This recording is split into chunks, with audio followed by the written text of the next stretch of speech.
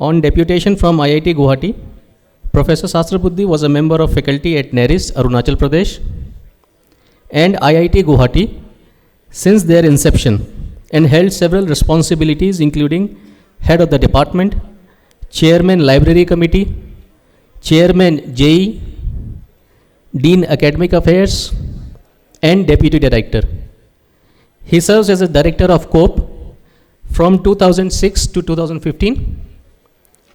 He also had several other responsibilities and chaired committees of UGC and MHRD.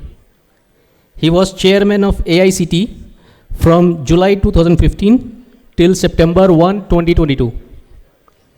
Currently from 2nd September 2022, he is the chairman of NETF, NBA, and EC NAC. Professor Sahasrabuddhe is a member of various professional bodies and societies such as Institution of Engineers, Institution of Engineering and Technology, and Indian National Academy of Engineering. He is a recipient of several awards such as Maha Entrepreneur Award, CSR Times Gandhian Peace Award, and Lifetime Achievement Awards. So with this distinction, let's welcome Professor Sahasrabuddhe on the dais.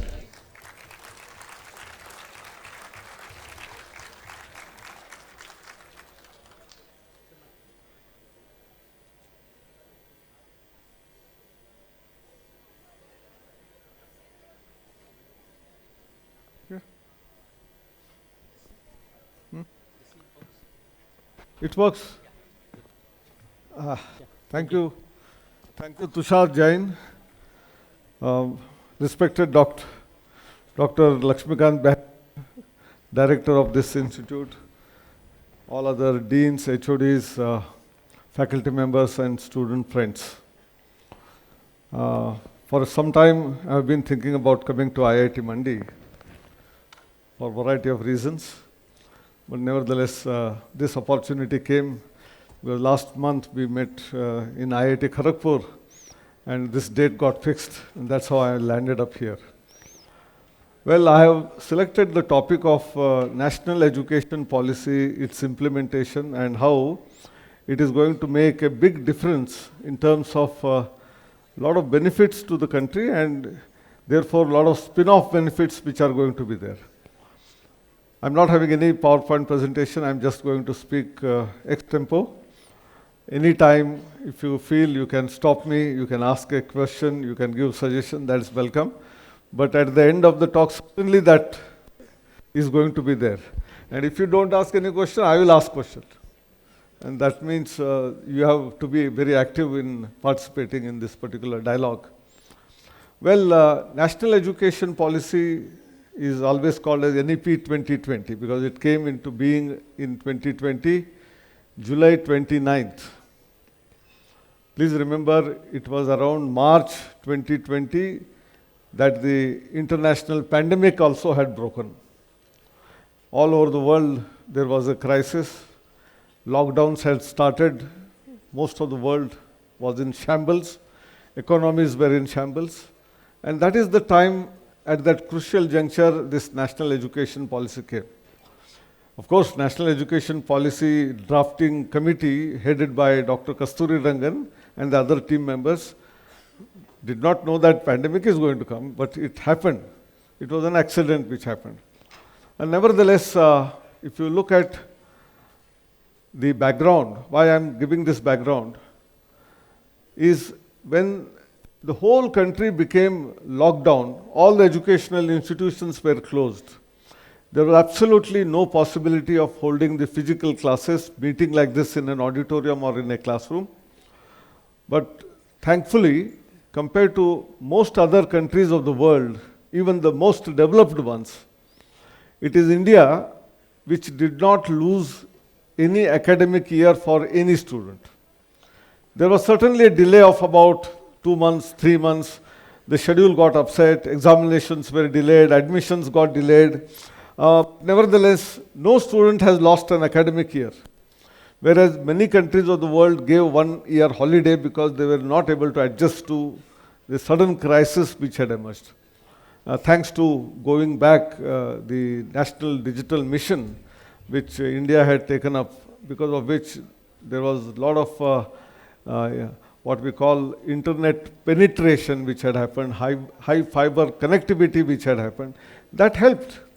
And it is not just IITs or NITs or the colleges and universities, but even schools, right from almost as low as KG, kindergarten onwards till higher education, everyone was on the online mode.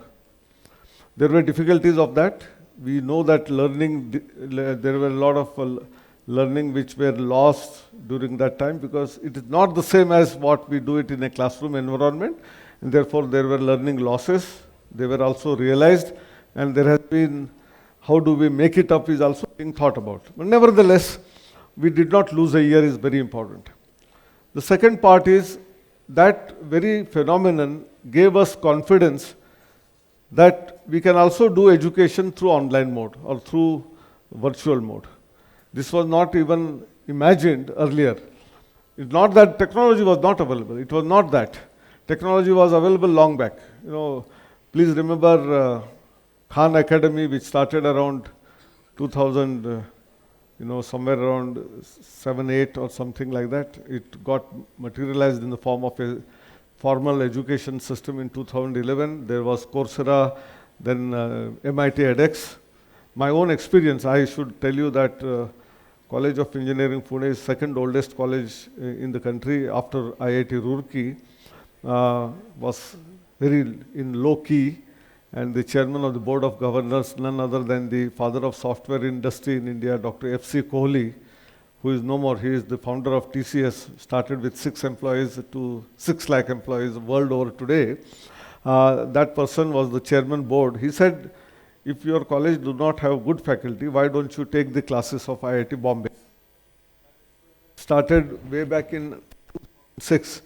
No MOOC platform had come in that period. So it was a very futuristic one. We had 2 MBBS connectivity straight away between IIT Bombay and College of Engineering Pune. Internet and connectivity also was still an issue. We were still talking about KBPS. MBPS itself was not a word. Today we talk about BPS and TBPS.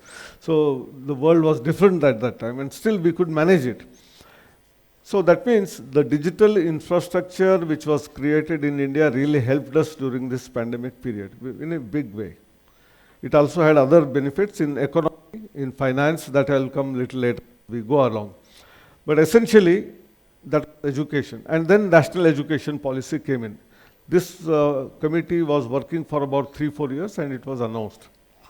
Salient features of that, when we were discussing about just before coming here, how IIT Mandi is already implementing most of the features of the NEP 2020. I'm very excited and very happy that many of the things are being done here in this institute, which many other, even older IITs are not doing. It compliments to you and your director for taking up in right spirit of making NEP being implemented.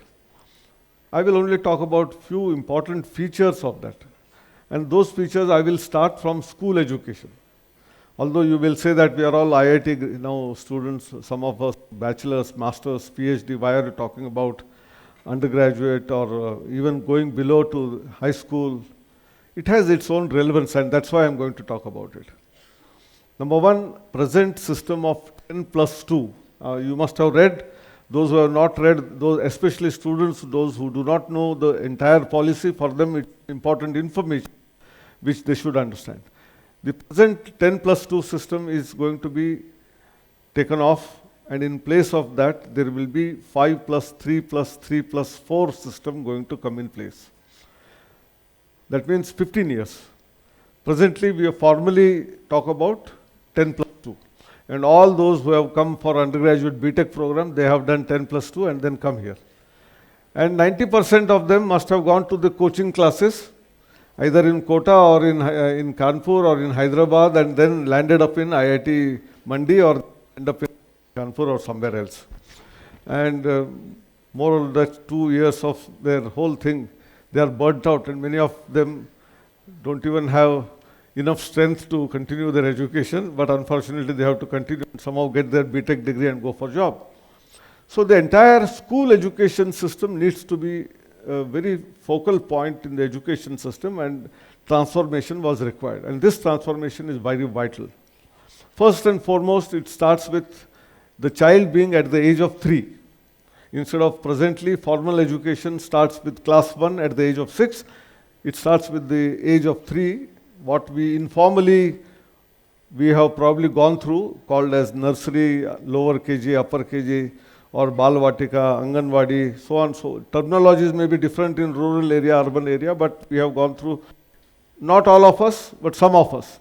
And the remaining people would have come directly to class 1. So the formal education beginning at the age of 3, there were many people who questioned this whole attribute. Why should we start so early? There are countries who start at the age of 8, not even 6. But here, interestingly, the policy talks about first 5 years of that 5 plus 3 plus 3 plus 4 is the foundational learning stage. Absolutely, there will be no stress on the student's mind in terms of something or the other, but an absolutely free atmosphere for creating an environment for learning. That's all. That's why it is called foundational learning stage. In the foundational learning stage, learning is not through writing, reading, etc., but it is more on learning through stories, learning through games, learning through experiments, learning through going into the nature, observing that. That is the nature of learning, and therefore absolutely there is enjoyment or joyful learning rather than stressful learning. And that is the first 5-year part. And this is very significant and important because some of you, your elder brother, sister, some of them may have kids of the age group of 5, 6. And we find many a times that children don't want to go to school because teachers will sometimes punish, sometimes there is fight, and the atmosphere is not lively in the schools, and many children distaste going to the school. And the parents have to literally force them to take them to the school. The new system which we are talking about is such that children probably on a Saturday and Sunday when the school is on holiday will force the parents, why today school is not there, please send me to the school.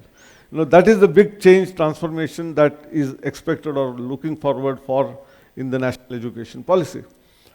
The next part is even more significant. We all know that finally we need to know languages, and in these 5 years, why only 1 language, 2 language, 3 language? I think I will tell you, I will bet on that students at the age of 3 to 8 can learn as many as 5 to 6 languages absolutely smoothly.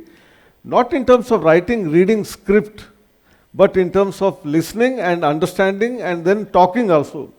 That is very easily possible, and that's why if the children have to be really to be nationalistic and they have to understand each other's culture, language, I think that is the best age, and that is where the seeding takes place. And this seeding is very important in the foundational years. That's why, although it is not related to you, I am repeating this. The next 3 years, naturally, we need to read. Therefore, whether it is English language, whether अपना हिंदी भाषा में करो, अपने तमिल भाषा में करो, तेलुगु में करो, अपने अपने मातृभाषा में सीखना चाहिए, उसकी स्क्रिप्ट आनी चाहिए, उसमें लिखना पढ़ना आना चाहिए, उसमें स्टोरी लिखना आना चाहिए, उसमें कुछ आंसर लिखना आना चाहिए, तो है. उसके अलावा मैथमेटिक्स भी आना चाहिए. You need to know arithmetic, number system, you will have to do multiplication, division, arithmetic is all fundamental. Without that, life cannot progress. That is required. So that will also go on in the next 3 years. But the next 3 years are more significant. When you have already reached the age of 11, the students have to start working on some skills or the other. And this skilling in the school education system is going to be most vital. And its impact is going to be then felt when students come into higher education.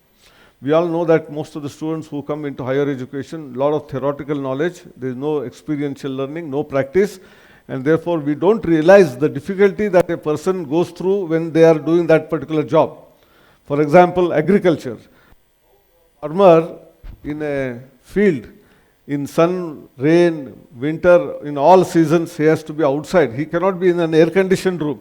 And he is the one who creates those crops and through which we are fed and we are happy.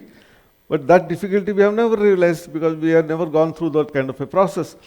Similarly, whether it is carpenter, whether it is welder, whether it is a fitting shop or a plumber who is doing a plumbing job or one who is doing very much, lot of menial works, that difficulty is never realized by the students. And that's why if the skilling starts at the age of 11, when their hands and motor skills are already developed, I'm sure they realize two things. The dignity of labor, that there is a task which is difficult and that fellow is doing it, still he's paid less, so I have to respect him. That dignity of labor also will come indirectly through that particular education when they are undergoing those kind of tasks. Whether it is घर में सब mother को, माँ को सब्जी काटने में भी मदद करेंगे ना, कभी हाथ को चाकू लग जाएगा तो पता चलेगा कि माँ कितना कष्ट झेल के आप लोगों को खाना खिलाती है. So I think all of these skill sets are also important, which have to be given at the time of the next 3 years. But the last 4 years are more significant in the school, higher education. Before entering into that, that is last 4 years, the policy talks about no regimentation or compartmentalization into the knowledge which we are today talking about. After 10th grade, all of you must have gone for 11th and 12th in science. If you have not gone to the science, you will not get entry into engineering, you will not get entry into architecture, you will not get entry into pharmacy or medicine. But those who do arts, what mistake they have done? At that time, at the young age of 10th standard, they never realized that to become an engineer, I need to know a lot of science. And therefore, they took that subject. And now we are opening, no opening for them, and it's all closed. Instead of that, the new policy says last 4 years of the school education, 9th, 10th, 11th, 12th, one has a lot of flexibility in taking and choosing subjects so that he can experiment, she can experiment and understand nuances of each one of them and where the interest lies. What is the aptitude of mine, where I find that I'm comfortable. In order to realize that, in those 4 years, one can take along with physics, psychology or philosophy. One can take along with chemistry, computer science. One can take along with mathematics, music.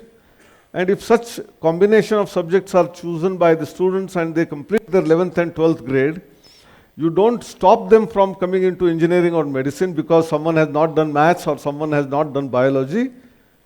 When we said all this in public platform, there were hue and cry, right from Niti Aayog, please remember. So it means hereafter engineering can be done without mathematics. Arey yaar, nahi hai. Whatever mathematics a person is supposed to know, understand as a prerequisite before learning new engineering subject, whether it is engineering mechanics, engineering thermodynamics, or it is the circuit theory in electrical or data structures in computer science, that math has to be done. I'm not saying without that you can do engineering, but that you can do in the first year when you are joined. Because you have done something like music and had not done maths, now you can take probably that course of mathematics which is relevant and then continue.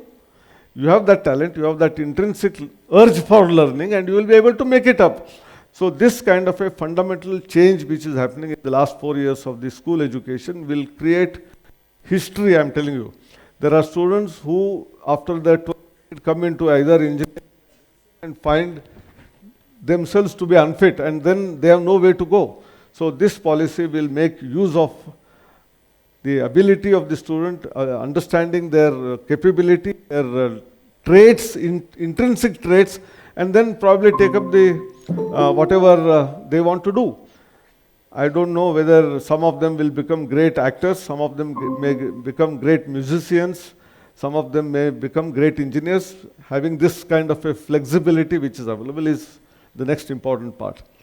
Now, having done all of this, I'm repeating this only for the sake of when we come to higher education, that is in the either engineering college, because most of these people here are BTech students and therefore I'm talking about more engineering. But in engineering, when students who have got hands-on skills in their 7th, 8th standard, those students who have learned psychology or philosophy in 9th, 10th, 11th, 12th or music, they will be more versatile while learning their engineering. Please understand that. And they will be able to perform better than rest of the students. And this is going to be proved later. And that's why this policy and its impact is going to be felt maybe 10 years down the line. We today don't realize the importance of this. This is going to happen. Then the policy talks about multidisciplinarity, and I'm very happy, indeed delighted that many of the programs in IIT Mandi are already designed in a manner that they take care of multidisciplinarity, because all the time we were all constrained earlier in our colleges and universities. When we studied, you are regimentalized as mechanical engineer, civil engineer, electrical, electronics, chemical, and so on. But today the world has changed so much that the things are completely different. Automotive or mechanical engineering was the domain for taking care of your automotive, whether it is a scooter or a motorcycle or a car or a tractor or a truck. All of them have all components which were mechanical in nature, starting from an engine, either a diesel engine or a petrol engine, either a two-stroke engine or a four-stroke engine. And then you have injection system or carburetor in petrol engine, and then subsequently you have a gearbox, you have a transmission system, you have tires, braking system, all of that. Each part, if you count, they were all mechanical in nature. Chassis, the frame, everything. Except maybe the headlight and tail light is electrical. Other than that, everything was mechanical. Today you look at any of the modern cars, 90% is electronics and computers. Only mechanical remains very limited. So the transition has happened, and at the same time, the designing of the vehicle requires input from not just engineering, but also from the perspective of many angles of humanities and social sciences. Because if a car is designed for a Western person, where the height of the people, most of them are 6 feet, 6 feet, 4 inches, etc.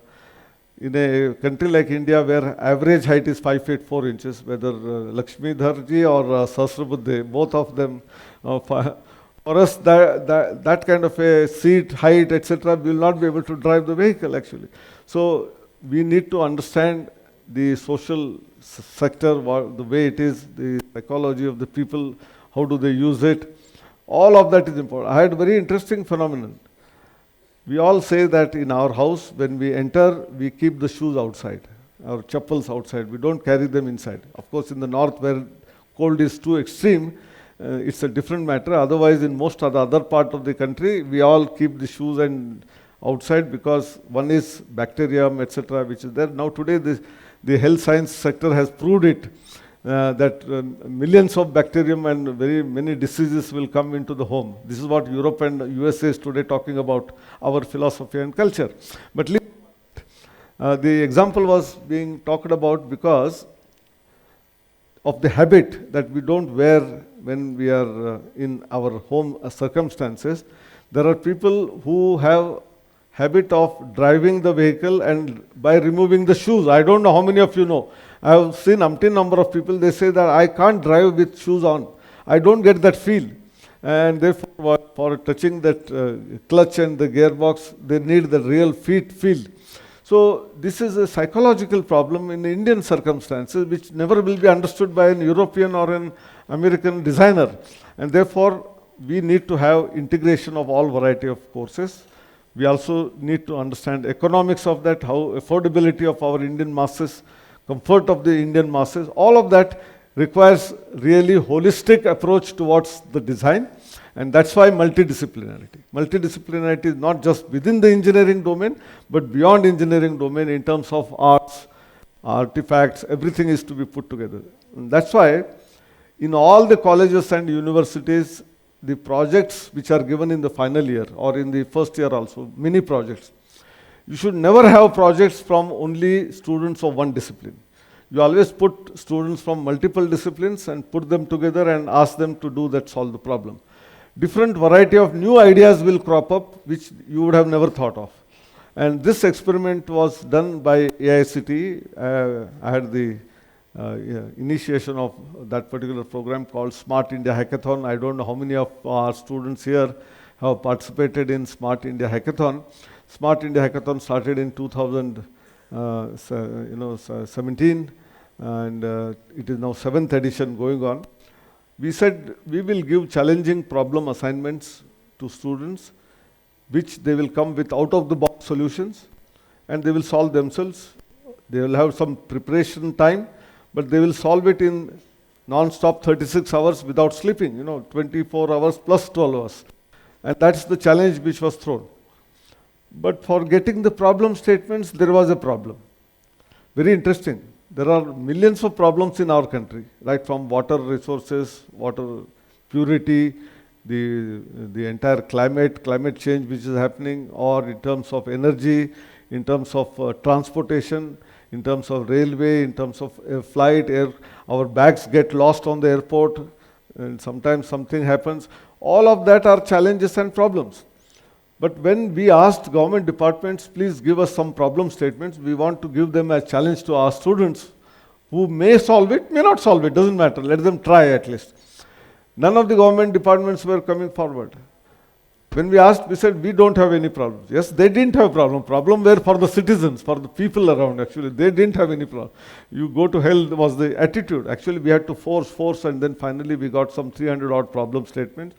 And when we gave those problem statements, we had one more very interesting mandatory team composition. They must not be from the same discipline, number one. That means multidisciplinary.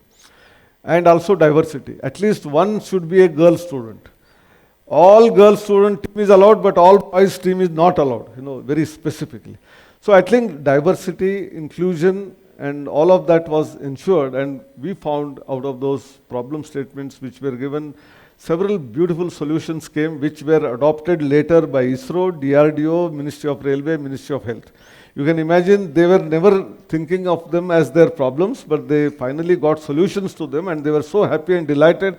And for the same students, for the same set of people, industry was saying that our students are not employable.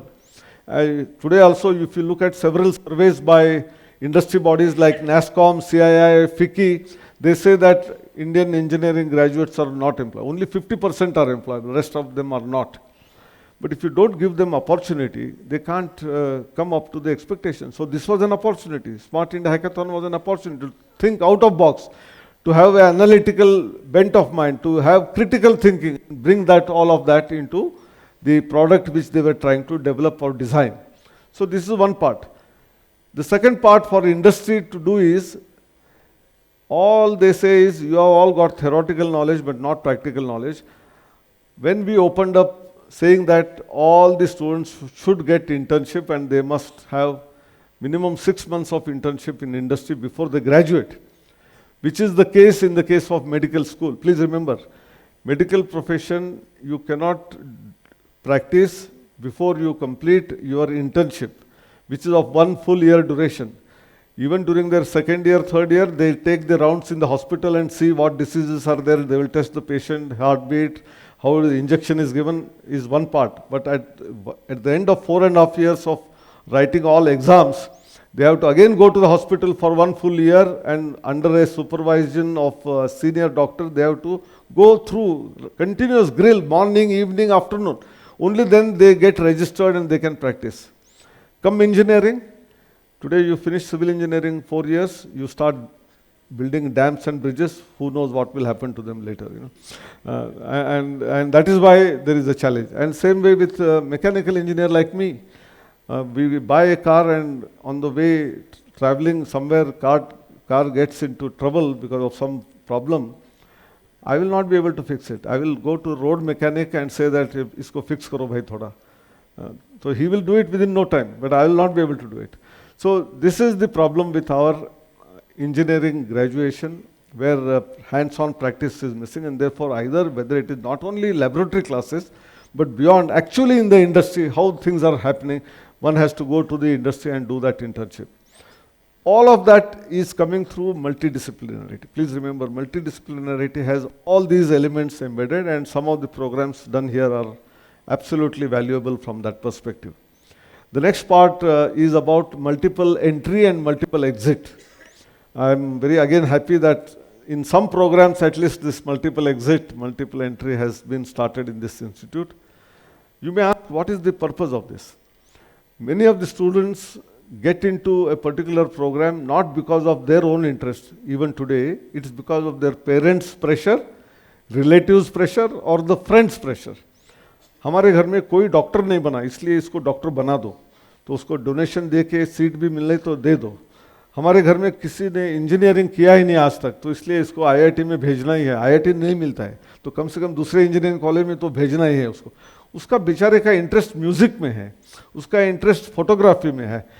Now I repeat, you must have seen 3 idiots. हाँ, उसमें भी सहस्रबुद्धे है। हाँ, principal was Sahasrabuddhe there also. Unfortunately, the same name is continuing there. But that fellow, unfortunately, was interested in photography but was not allowed, and see the fate what happened. So therefore, if a student realizes after 1 year or 2 years that this is not what is his interest, he should have done maybe music, he must have done maybe painting. Why do you force him to do that 4 years of engineering? And that is where multiple exits should be allowed. And after exiting, whatever credits are earned, they must be deposited somewhere and made use of wherever possible.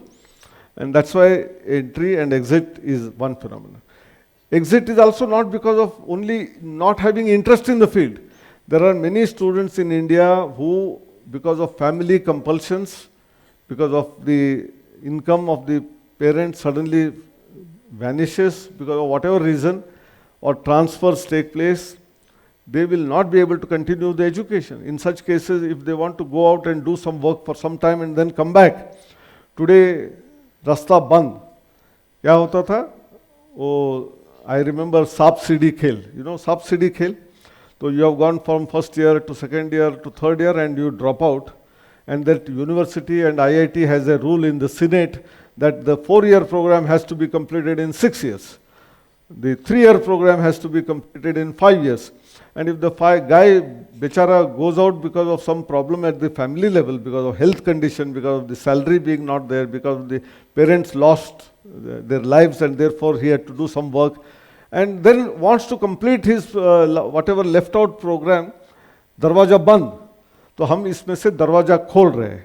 So you can come back after 2 years, 3 years, and whatever taken by you, they are all stored. If they are relevant, fine. If they are not all of them relevant, you do some additional bridge courses, but again come back and then complete your degree. ये facility कभी नहीं थी हमारे यहाँ. 4 साल हो गया बाहर, 6 साल हो गया बाहर, ऐसे सिस्टम था. तो उससे ये बाहर आके हमको ऐसा भी एक provision multiple entry multiple exit में है. उसके अलावा innovation is very important. Not everyone will do very high quality research and then create new dimensions in activities, etc. But each individual has some strength in himself or herself, where by mere observation you will be in a position to do a lot of innovation. Unfortunately, this is again I am repeating, students who come from rural area, villages, those who are in the midst of forest and nature, their observation power is stronger and better than that those who are coming from cities in the concrete jungle. Because we only see concrete roads and concrete buildings, our eyesight is all constrained. People who are in the rural area, they see nature every day, how plants are developing, what is happening in the animal world. So they get much more better ideas in innovation than that of these guys from the cities. And that's why when we have team of students who are from both rural and urban, all variety of students, I think the kind of innovation that can happen is phenomenal. So innovation has an importance.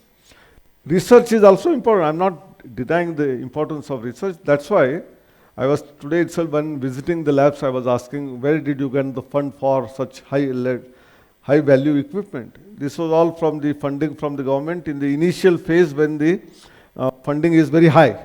After some time, funding from the government will taper down. You will get funding only for the salary of the staff and faculty. You will not get any equipment grant. No building grant will come. So you will have to stand on your own legs. How do you do that? And that is the time when you will have to write project proposals. And interesting part, when I asked this question, they said maximum 50 lakh ka project mila, 40 lakh ka mila. Whereas equipment itself costs 5 crore, 6 crore. How do you get that money? So the national education policy also talks about making a very large scale funding possibility through National Research Foundation. National Research Foundation is a new thing which has started. DSTA has been given this task. Erstwhile, if you require 3 crore rupees for a project to solve a problem, You had to go to multiple agencies. Idhar apply karo, udhar apply karo, idhar karo. तीनों जगह से मिला तो you are able to solve the problem. If you get only from two, you will not be able to solve the problem. And then both those two agencies will say, we paid you money, you didn't solve the problem, next time I will not give you project. I think this problem is also going to be overcome by the National Research Foundation, where as much money is required is going to be available, but your commitment to solve the problem which you have envisaged and you want to do it has to be materialized. So your commitment is important, your passion is important, then money is not going to be a shortfall in the new domain that is going to come. So new national education policy has such kind of elements. It has very interesting, one very important thing is Indian knowledge systems. It has been focusing on Indian knowledge systems. People will say, what is this Indian knowledge system? We never knew about it. True, because from about 19th century, that is 1835, when Macaulay wrote what we call Macaulay draft, that how Indian education system should be totally demolished. That was a dispatch that he had given to the Queen. Because everyone should be English medium speaking, only clerk producing system, and not innovative and research bent of mind. And that's how our whole innovation, entrepreneurial bent of mind was killed by the Macaulayan education system. And gradually give in their feeding that everything has come from the West. You don't have anything, you are only snake charmers, you are only people who will be living in absolute poverty, you don't have education, only education is brought by us, is what was put in our brain, and we still believe sometimes. Please remember, if you look at the origin of science, if at all, the origin of science, origin of education, both have started from Bharat. You must be proud of that. First universities of the world. There was no Oxford, no Cambridge, no MIT, no Stanford, nothing was there. When India had Takshila, Nalanda and 17 other such large universities, which were residential universities, and with a faculty-student ratio of 1:5, which even the best of the universities today doesn't have. Nalanda, when it was having a library of 7-story building, it was burnt. It kept on burning for 6 long months. And that particular system had 10,000 students and 2,000 faculty members. Best of the IITs today don't have 10,000 students with 2,000 faculty members. So that was the nature of education system that we had developed in that era. And there were schools, all villages, Gurukul system was there, percolated everywhere. Next, science, whether it is Kannada, who was a man who developed physics or chemistry, or you say mathematics, Kapila, we have Ayurveda, you have biological sciences, you have even surgery. All of these were developed way back 3,000 years ago, before anyone had even thought about it.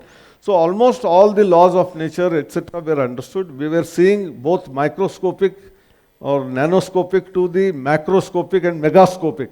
That's why through the naked eyes, they were able to see the stars and galaxies and know everything about the astronomy on one side, and within the inside, atom and all that, what is there, we are also able to see, and they were able to connect body, mind, intellect and soul.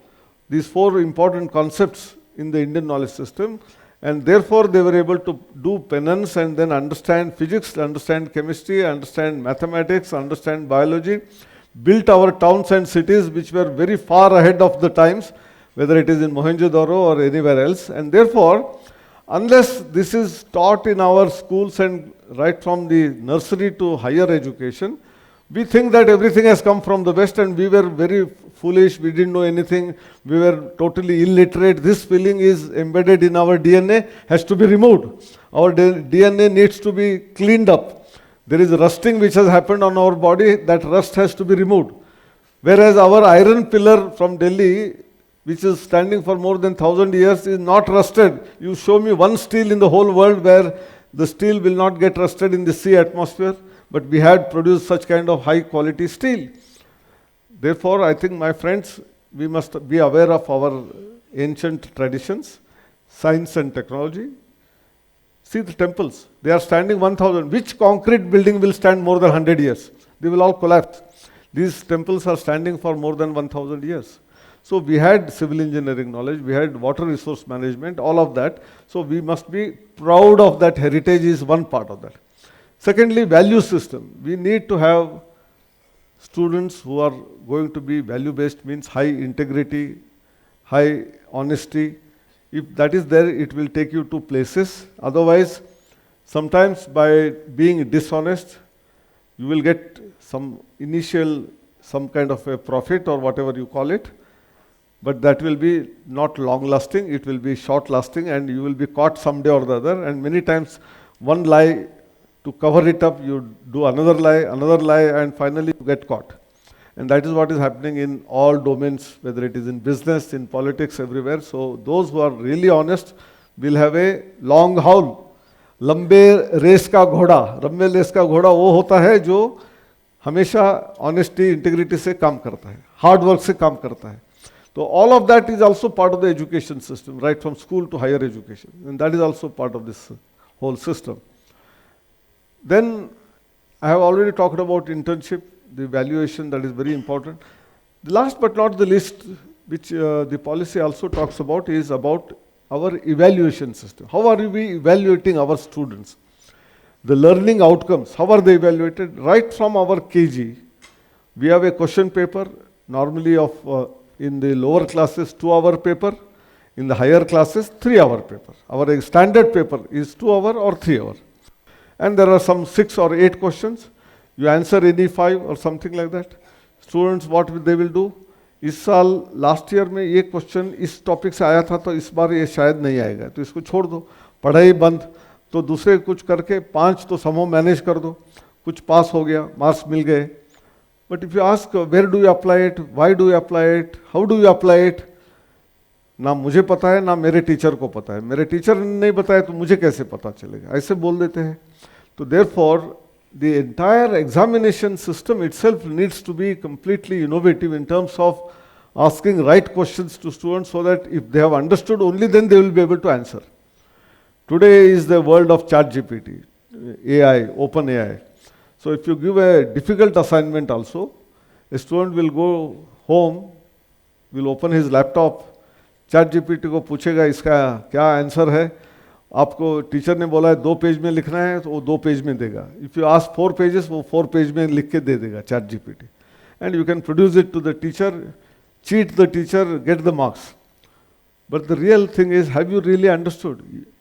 I'm not saying that you should not use ChatGPT or OpenAI or anything like AI. Tools are very important. It will help you in discovering a lot of things which otherwise is difficult to uncover.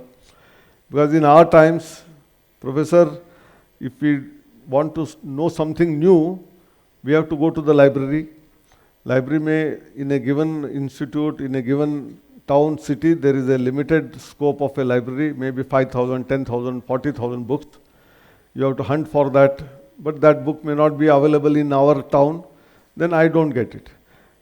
We don't, or we cannot go probably to another city, search for another library, more difficult. Today everything is on fingertips. You know, if you Google and you will find which are the libraries where this book is available, you can borrow it. You can also get online books also available. So material availability is plenty today. Therefore, information availability is almost infinite. Anything that is available as a source of information is available on the net and easily accessible thanks to the internet, thanks to cheap data. India is the cheapest in terms of the data cost. Please remember, in South African nations, it is 100 times costlier than India. Even in European, American and South Korea and many other countries, it is 2 times, 5 times higher cost. हमारे mobile में हम data plan लेते हैं gigabit का और hardly 500-600 rupees में हो जाता है. That is very cheap data. So we have information. But this information which has been obtained either from ChatGPT or Google, wherever it is, unless we understand it, try to go deep into it, that is not converted into knowledge. And that is where the role of teachers will come. Teachers will be helping you, mentoring you, taking you through a journey of making that information converted into knowledge. But even converted into knowledge is not good enough, because the knowledge is to be used, where it is to be used, how it is to be used. And that should be the nature of the question paper. You may have ChatGPT answer, but you give a situation as to, in this auditorium, there are some 10 blank seats here and there. Now, when new person comes in, if there is some movie going on, everything is dark. A new person gets in, he doesn't know where the vacant seat is there. He may stand there and keep watching the movie. But there are still 10 seats available. 5 people only have come. 5 more seats will still remain vacant. But can we have a solution where that person will be able to know that in the 3rd row, 4th seat is free, and he will straight away come and sit there? Can we not make knowledge which is available to us in terms of using sensors, using artificial intelligence to make this happen? So knowledge to be converted into application is what is wisdom. And this wisdom also requires a lot of practical exposure, experience, which I said already, that through internships you get this. And therefore, information, knowledge, we should also get into wisdom. Now the last part is the most important part. We as an Indian society, although there is development, we have 28% gross enrollment ratio, our agricultural income compared to in the 60s has been, production is so high that today our godowns are all full. We were getting wheat from America, and that too substandard quality wheat in the 1960s. Today we export wheat to any country who wants. We export rice, we export almost all the commodities today, including milk. All of these were always imported. We didn't have enough. Today we are self-sufficient. But through all the technology that we have learned, can I make the life of another citizen comfortable, happy, livable, especially those who are downtrodden, who have no wherewithal? And that is the last part which gives value education to our students. That's why education, first paragraph of the education policy says education is fundamental for holistic development of the students. That is very important. That's why multidisciplinary, transdisciplinary, all that. At the end of that, your family should get a robust income so that they will be happy. But not alone your family, your surroundings should be happy. That means your samaj should be happy. And therefore, how do you contribute, give back to the society who have given?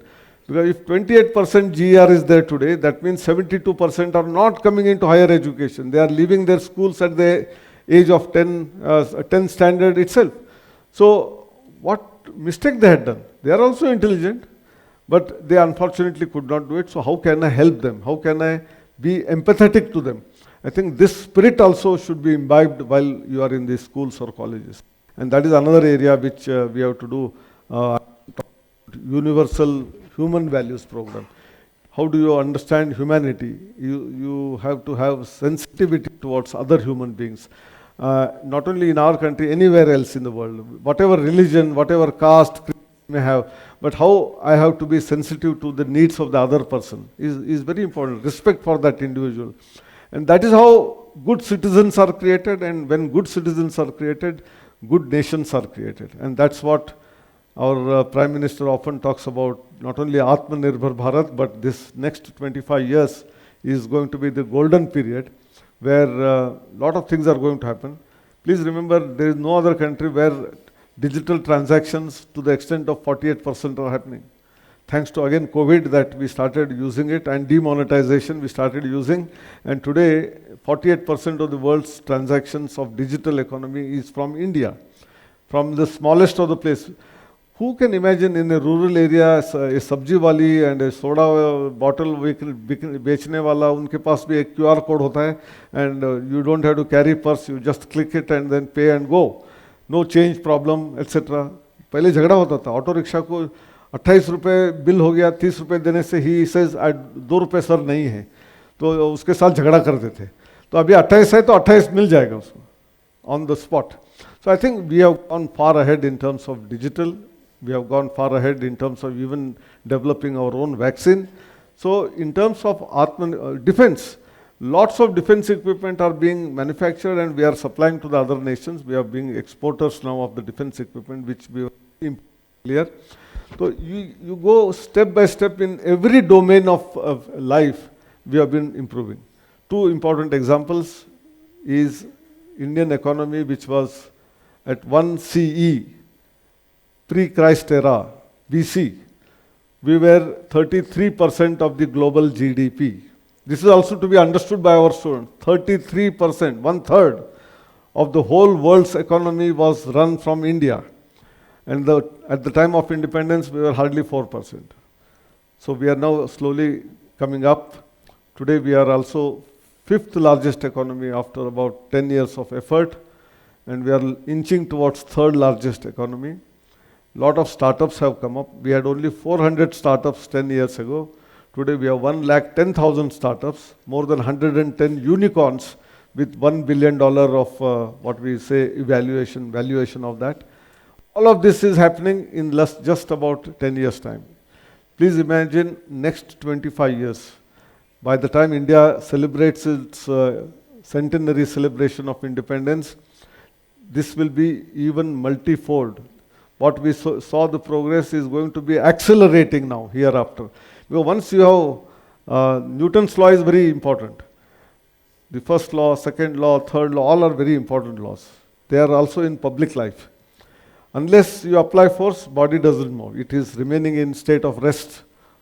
But also, it remains in uniform motion unless acted upon by force to break it. So now we are in an accelerated phase. Now, unless someone comes and stops you, you will keep on going, accelerating, and velocity will go on increasing now. And that is the spirit. I'm sure that all of you realize this, and therefore, in the coming 10-15 years, the kind of development that is going to happen here, the whole world is watching us.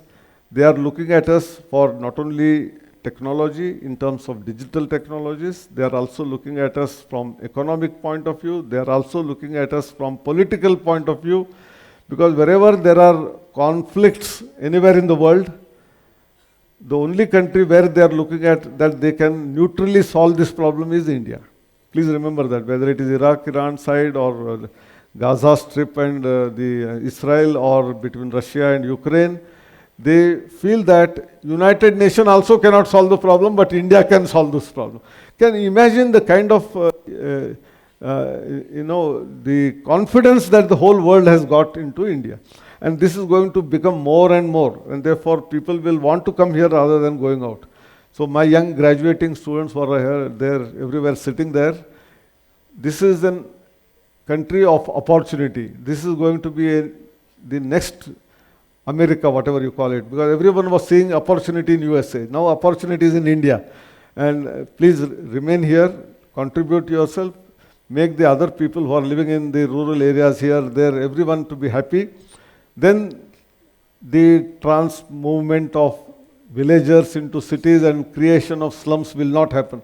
They will also get the same quality of life as what you are getting in a big city. If that happens, why will someone come and come to a polluted city like Delhi? They will all feel happy to be in some rural area of UP and enjoy the good climate. At the same time, all the facilities like internet, electricity, television, all of that, education, healthcare, everything at the doorsteps.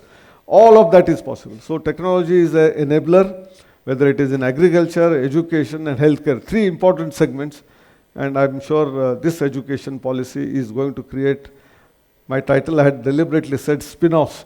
These are all not direct benefits of education, indirect benefits of educations, which are going to be in terms of not only increased GDP, per capita income, quality of life, but last but not the least, our spirit, of Indian ethos, which I am saying in the education policy is embedded of that of value for the human beings because of that, and two statements which we often make use of in almost everywhere.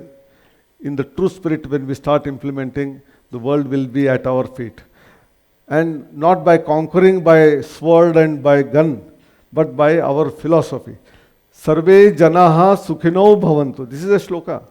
Sarve janaha sukhino bhavantu. We never say that I want to be happy. I want the whole world to be happy. And unless everyone is happy, you cannot be happy, because they will always find some way or the other to torture you. Because if he is unhappy, why will you keep you happy? Yaar? He will not keep you happy. So you always think about the whole world to be happy. And then world as one family. You know, we always say world is one family. Now United Nations also started telling it. But we had been telling for ages, Vasudhaiva Kutumbakam. Vasudha is the earth, is one family. We all are together and we have to support each other. This is the philosophy of national education policy. The spin-off benefits are immense. All of you will have a great life, lot of innovation, lot of opportunities here in this country. With this I conclude. Thank you very much. Now if there are any questions or suggestions, etc., I am welcoming them.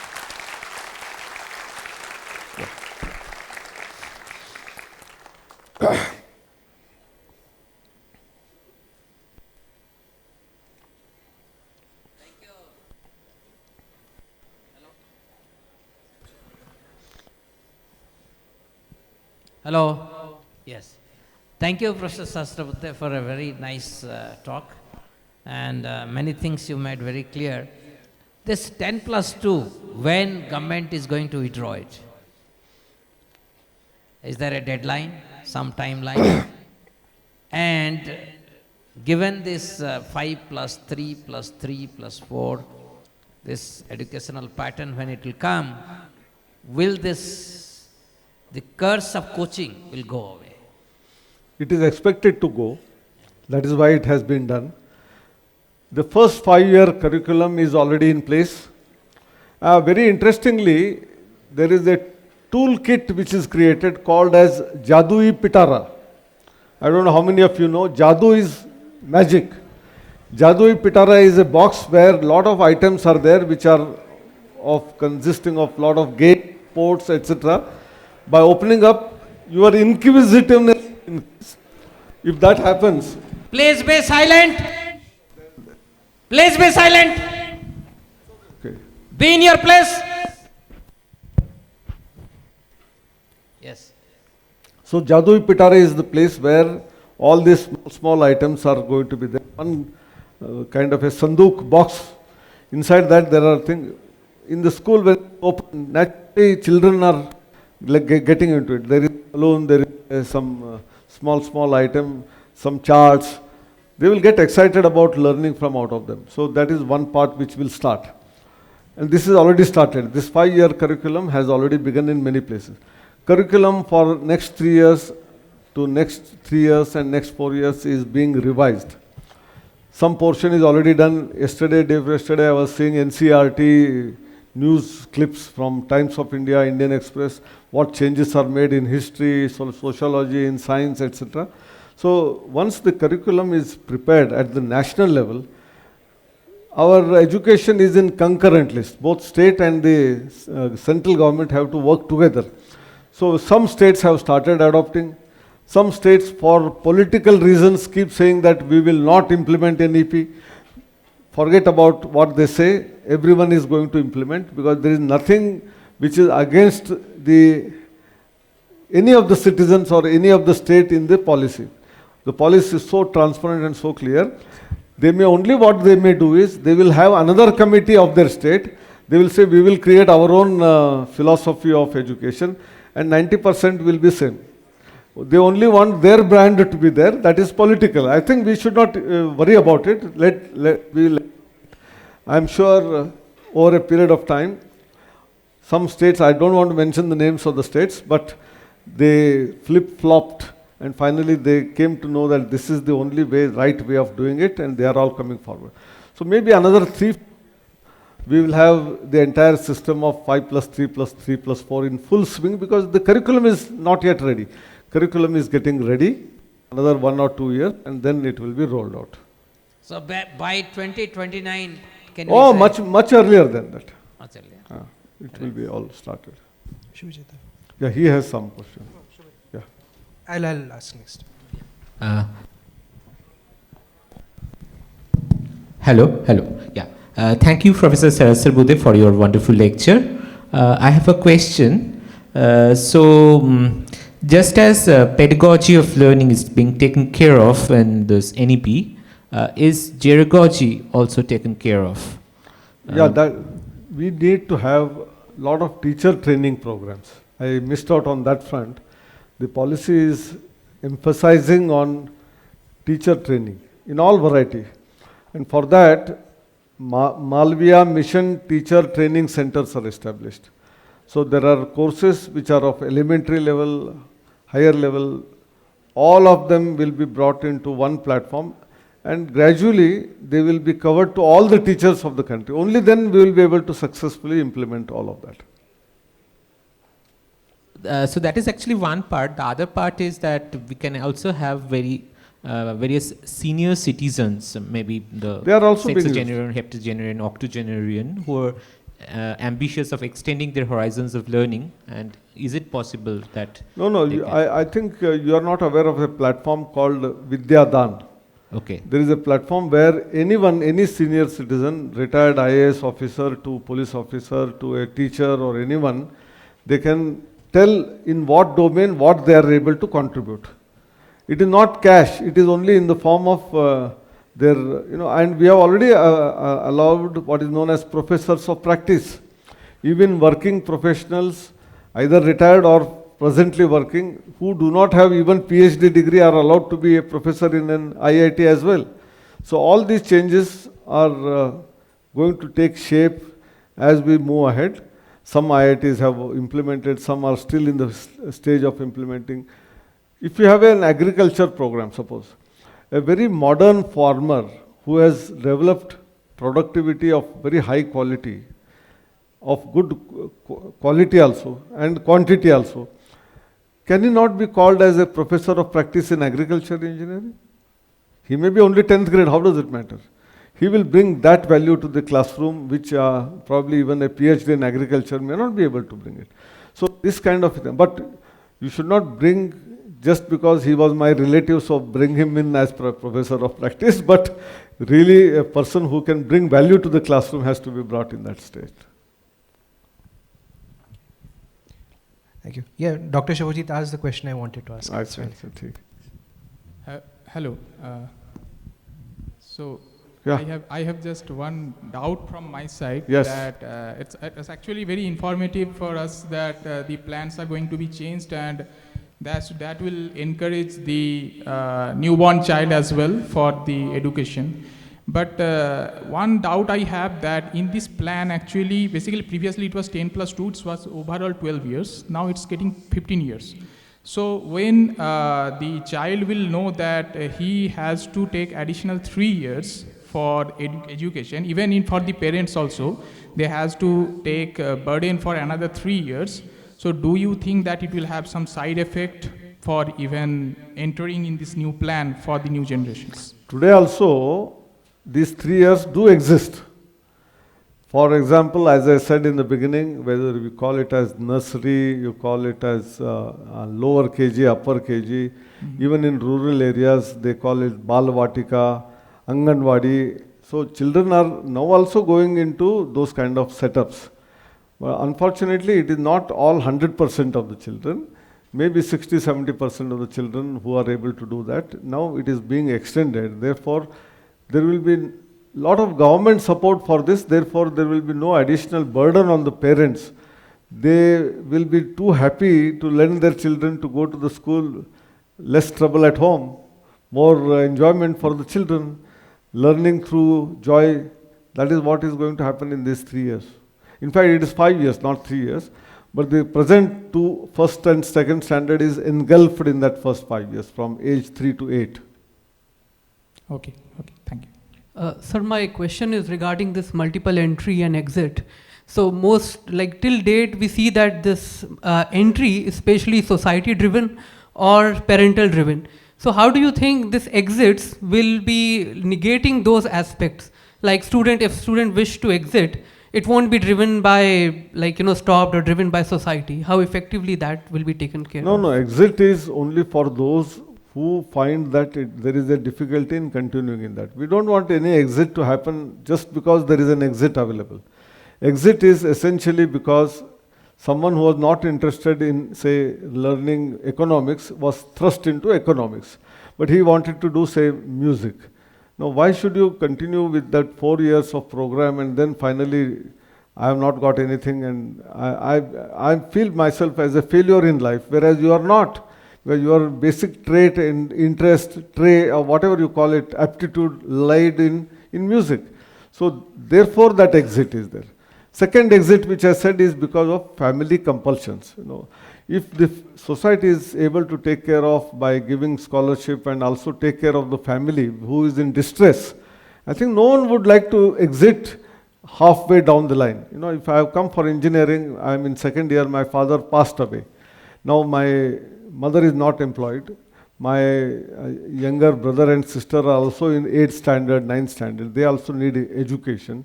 So who is the eldest of the lot in the family? I am the eldest. So I want to quit education. I will take up some job. I will satisfy the entire requirement of the family. 2-3 years down the line, my sister and brother also will go into 12th standard, etc. They will also get into job. Now I want to complete my education. That is where I want to do re-entry.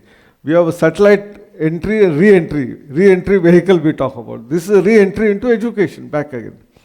And for all of that, I missed telling you about a unique ID created for all students, which is called as APAR ID. I think you must be aware. All students are already part of the APAR ID. APAR is Automated Permanent Academic Account Registry. Once APAR ID is created, it is linked with Academic Bank of Credits, ABC.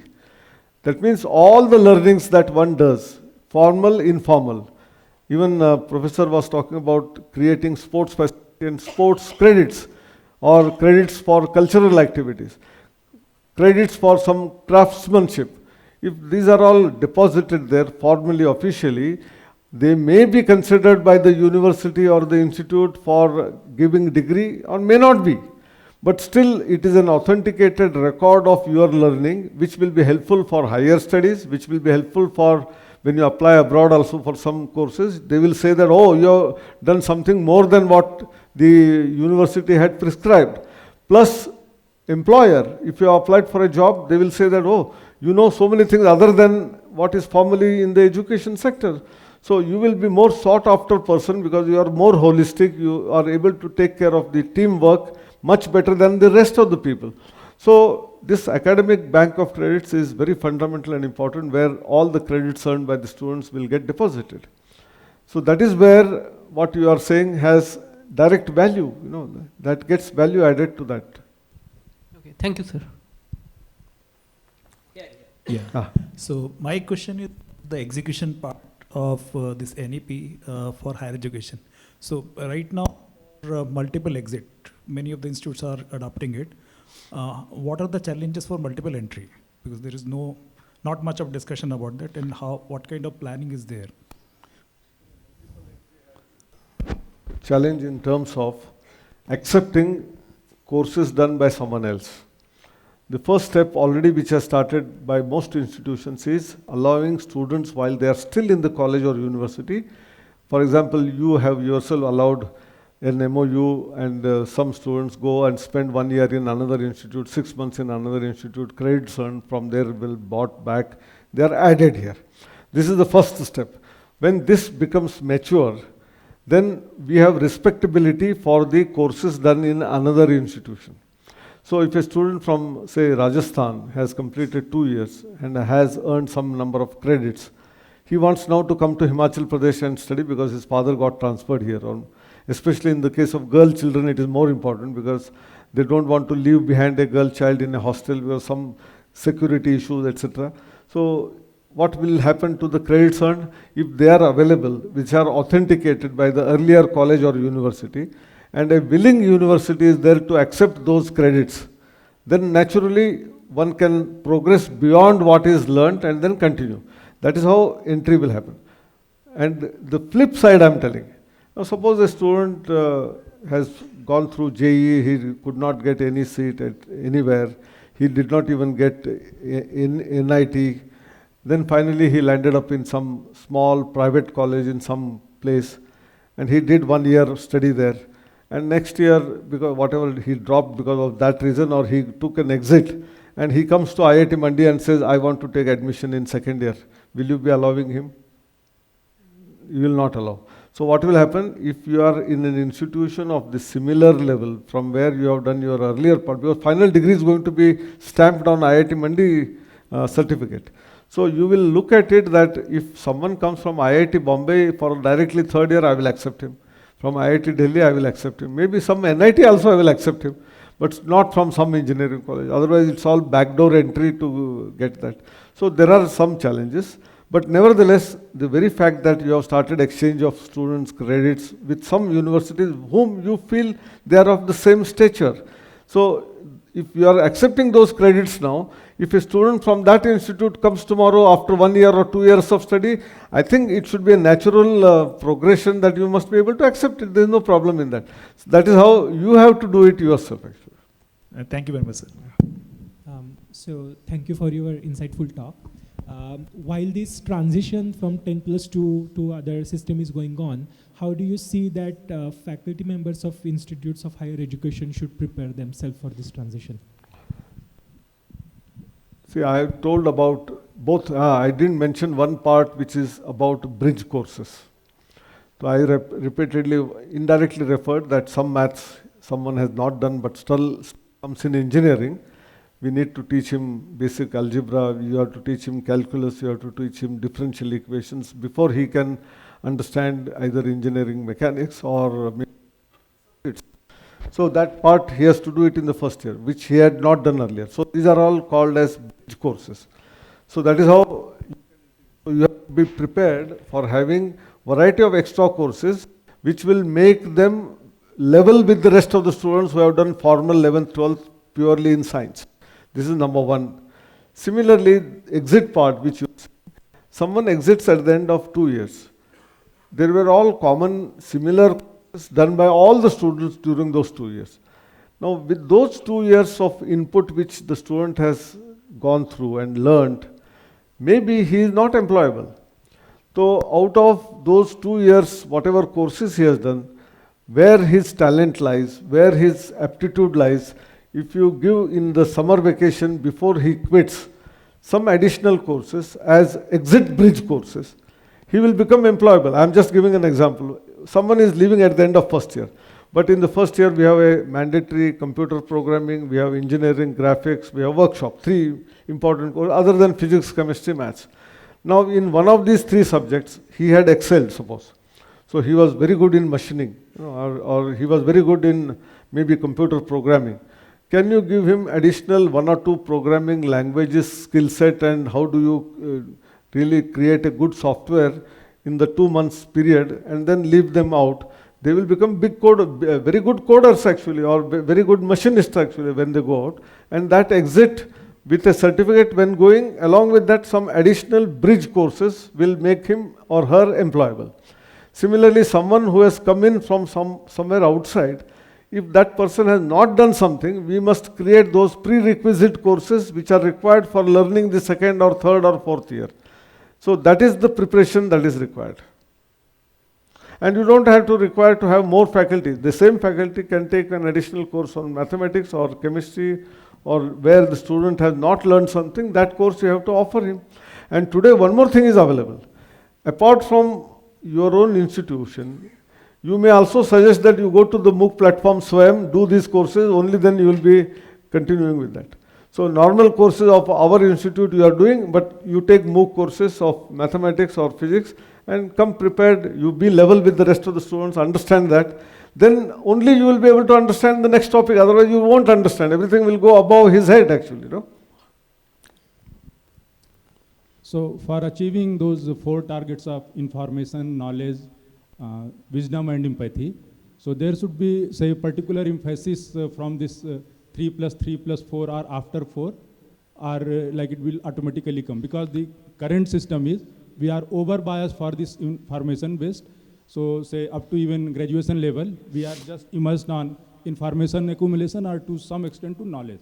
And after that, this revival of wisdom and empathy doesn't happen. So in this system, how like those outcomes will be revived? Now, I think the most important outcome is going to start with the first 5 years, because of no pressure on doing something except learning in a most natural way. See, in the house, when the child is born, are you teaching anything to the child? Nothing. But on the lap of the mother, on the lap of father or grandfather, mother, he picks up the language which is spoken at home. You have not taught him anything except you are playing with him, you are toddling with him, and the child learns many things. Same way, in the first 5 years, if the child starts learning science, starts learning nature, starts learning physics, starts learning through stories, even history, geography, all of that through games, through toys, through animations, I think the inquisitiveness in the child will develop. And then along with that, all that what I said, value-based courses, etc. will be there. And most importantly, the teachers who are teaching should be value-based. Otherwise, I tell something and do something else, why will the child respect you? There is a famous story that Saint Ramadas, who taught Shivaji, he was there sitting one day, one mother came and said that my child eats a lot of jaggery, tell him not to eat jaggery. He said, mother, you come tomorrow. She went again, he said, come tomorrow. After 2-3 days, he said, come after 1 week. Then he said, after 1 month, this mother was saying, what is this, he is doing like this. But after some 6 months, one day he said to the child, don't eat jaggery. Mother said, इतना एक sentence बोलने के लिए तो पहले दिन बोल सकते थे, इतना दिन क्यों लिया? Then Swamiji Samartha Ramdas said, I was myself eating jaggery. How can I tell the child don't eat jaggery? Till I stopped eating jaggery, I cannot have that moral authority to tell. The day I stopped for 2 days, and without that, now I can say the child, and with that, and then he will listen to me. That is how our teachers have to be. Whatever I am saying, I should follow that first. Yeah, thank you, sir, for wonderful talk. So I have 2 quick questions. One is like how we are making sure that uniqueness of individual is maintained. For example, if student is good in maths, can he or she be promoted to a higher level for maths? And second question is how can basically we can you answer? No, I understood the problem. The number one, the entrance exams which are today existing, which become tougher and tougher by the day, are useless. What we need is to have aptitude tests. And as you rightly said, if someone is interested in maths, he should be progressing in mathematics rather than doing that. Someone else is very good in chess, he should become a grandmaster at the earliest possible age and become the world leader in the chess game. Like something like that is number one. Number two, for the gifted children, there must be shortcuts. You don't make them go through the same grill as the rest of the children. We have now, what happens is 4-year program, 3-year program, 2-year program. They are all fixed. But if you go by the credits, 160 credit for undergraduate engineering program of 4 years duration, maybe 60 credits or 70 credits for a master's program. Then if you are able to do it in a shorter period, why do you stop that student from doing it? A brighter child should be allowed to do it faster. A person who is slightly weaker and takes longer time should be allowed to do it longer also. Both ways should be flexible. If you do that, all children will enjoy their learning and they will not have any difficulty. Otherwise, bright child in your class may feel that it is all boring. Why should I be here? I am here only because the attendance is compulsory. University will not allow me to write exam if the attendance falls short of 75%. So I am coming and sitting and wasting my time. Instead, he will do a lot of innovative, out-of-the-box work outside. Let him be free from doing that. And the second question was, like, you talked about value-based system, right? So our Indian knowledge system has lot of values in all kinds of learning. So how much percentage of the curriculum we are revising? Then I think the revision can be not necessarily a separate course itself, but it can be embedded in every course. And every teacher, when teaching a particular subject, if they bring in some element of it in the form of a story, I think that itself is a moral which they will learn and pick up from out of it. So this will be part of teacher training? Yeah, it will be part of teacher training, obviously. Hello, sir. I have one last. Okay, one last question. Yeah. So there are many more questions. Yeah. I think my suggestion is we will close the official talk. We will sit and those who are interested, we can chat for longer time. Okay? Okay, sir. So last question from this Rajendra here. Yeah. So this 5 plus 3 plus 3 plus 4. So last 4 years, 9 to 12. So the evaluation process would be the same like 10 plus 2, or it will be more scientific, or?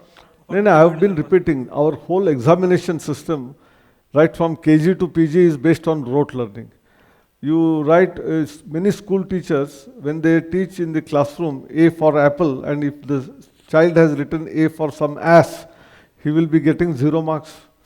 Therefore, unless the teacher is asked, not the student actually. So I think, therefore, we need to innovate in terms of making student to understand and bring out that insight. And for that, lot of innovation is required in teachers in setting examination papers. That is where actual learning starts. Actual learning starts after the exam, not before the exam. And therefore, the students will realize, I don't know this from the examination. And then he will go back, look at the library, internet, and try to understand. Therefore, lots of tests. Therefore, open book examinations. Allow all of that. And then the child will start learning with more inquisitiveness and interest.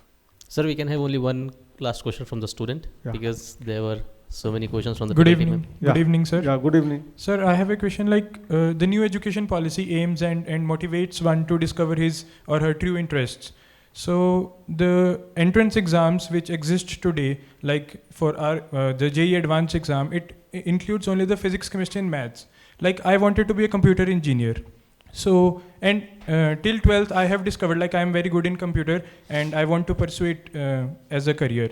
So how these entrance exams are going to be restructured so that if one is good in computer science only and he wants to be at a very good college in the best institutions of the world in India, so like IITs, so he just wants to pursue computer only. So why he has to give physics, chemistry and maths exams for that? No, I told you, the present system needs a lot of reform. And as I said, it is the aptitude test which will bring out what is your interest and how good you are in what particular area. And then that admission should be easily available and possible for you. Okay, thank you everyone. So a big round of applause for the speaker and the question answers. He had one more. He is holding the mic and last one. Huh? Sir, This I is the wanted real to last. add one point to his question. So you were telling that if a student multidisciplinary approach, you were talking about that I can pursue various different disciplines, but then how would I be judged at the time of entrance of universities? You were talking about bridge courses, but then the students who have already done mathematics or physics, or students who have studied for engineering, how are we going to benchmark students who are doing multidisciplinary approaches and who are studying for engineering or other disciplines? The first is your entrance exam itself. If it is based on aptitude, then whether you have already learned physics does not matter actually. But you require physics knowledge for going ahead with electrical engineering. Without that, you will not be able to do. You need electricity, magnetism of physics to be understood. Only then you will be able to understand electrical machines. So that part of the physics you have to do in the first year. Without that, you will not understand the subject of electrical engineering at all. So those courses have to be done by that student.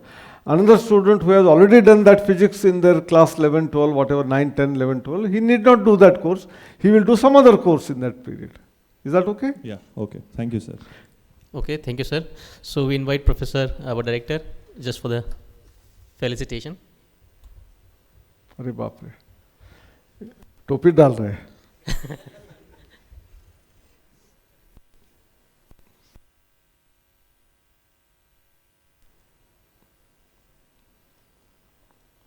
Thank you. Thank you very much. नमस्कार नमस्कार. मैं बोला टोपी डाल रहे. यानी टोपी डाल रहे मीन्स यहाँ बार बार आना चाहिए ऐसे. हाँ है ना?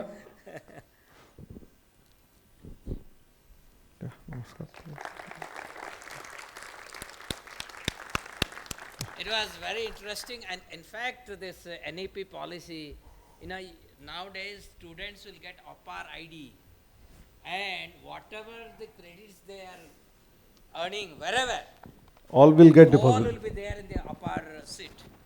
So this is Yeah. something. I think this is something that is going has taken such a step, but you have taken a lead in formulating the NEP 2020, and we have the real person here who was the brain behind our NEP. No, I'm not. I'm implementing some part of it. But anyway, you are part of that committee and everything. So we are very happy to have you here, and I think all of you enjoyed this conversation. And those who want to further converse with Professor Sahasrabuddhe, probably you can all come to the here.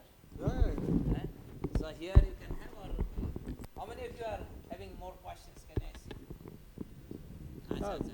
We can go to the guest house conference room also. Go to the guest house conference room and conference room, chat there. Yeah. Guest house conference room will be the best place.